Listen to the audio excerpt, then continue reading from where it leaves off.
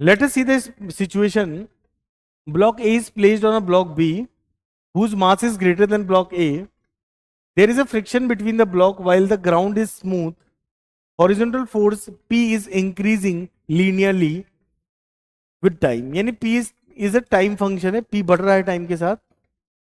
Begin to act on A पे लग रहा है.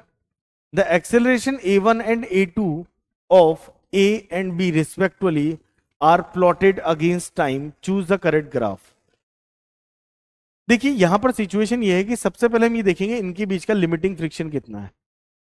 क्योंकि ग्राउंड बिल्कुल स्मूथ है तो हम ये कह सकते हैं जब ये ब्लॉक आगे जाने चाहेगा तो ये ब्लॉक बी इसको पीछे की तरफ फ्रिक्शन फोर्स देगा और उतना ही फ्रिक्शन ब्लॉक बी पर ए के द्वारा लगाया जाएगा. तो इनिशियली जब इस फोर्स की वैल्यू फ्रिक्शन फोर्स से कम होगी तो ये दोनों ब्लॉक साथ में मूव करेंगे. तो उस कंडीशन में इन दोनों का साथ में मूव करने का मतलब ये दोनों एक दूसरे से कनेक्टेड हैं, सेपरेट नहीं हुए हैं, तो दोनों का एक्सेलरेशन सेम होगा. तो यहां पर हम देख सकते हैं इन दोनों ग्राफों के अंदर या इन तीनों ग्राफों के अंदर शुरू में एक कॉमन एक्सेलरेशन दिया हुआ है. देखिए this is the common acceleration of A1 and A2 both दिए हुए.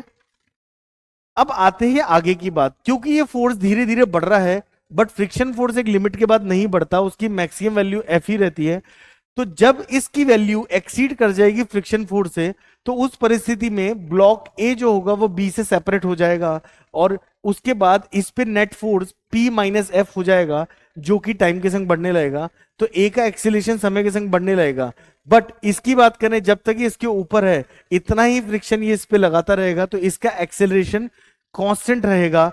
तो यहां पर हम कह सकते हैं कि ये वाला ग्राफ तो कैंसिल आउट हो गया, सिर्फ इन दोनों में से एक ग्राफ हमें चूज करना है. अब ये वाला ग्राफ तो बिल्कुल स्ट्रेट लाइन है जो कि ये बताता है कि ए का जो एक्सेलरेशन होगा वो बहुत ज्यादा टाइम के संग बढ़ेगा, लेकिन ये वाला जो एक्सेलरेशन है वो एक लीनियर मैनर में बढ़ रहा है, थोड़ा सा कम. क्योंकि आप ये देख सकते हैं कि यहां पर जो फंक्शन बनेगा P माइनस एफ बनेगा M इंटू A1.